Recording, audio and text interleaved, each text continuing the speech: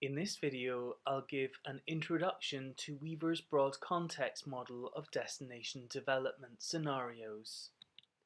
As you can see from the diagram, Butler's broad context model has four key tourism types which are connected to each other through the intensity of tourism, which is the number of tourists, and how regulated or moderated the tourism sector is.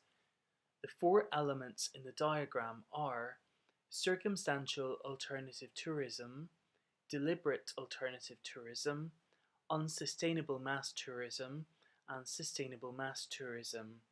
I'll look at these in turn to give an understanding of the four parts. Circumstantial alternative tourism are alternative destinations which have accommodation and attractions which may result in tourism, but without the infrastructure and regulation to sustain visitor numbers. Destinations which are at the exploratory stage would be examples of this, with the early stages of many destinations in Thailand a few decades ago being considered circumstantial alternative tourism.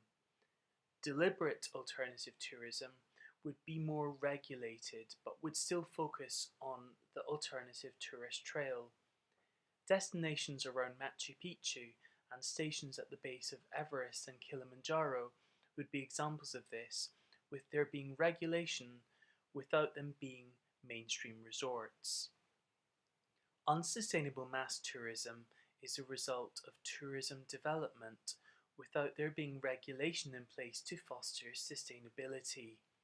The Caribbean island of Antigua, the Gold Coast, and Atlantic City are examples of this when tourism developed rapidly without there being regulation in place to create a sustainable destination where people wish to return.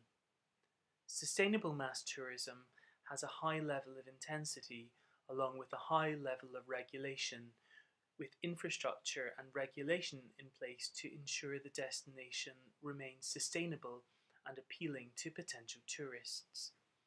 Destinations like New York and London are examples of this, with Dubai having visions of being such a destination.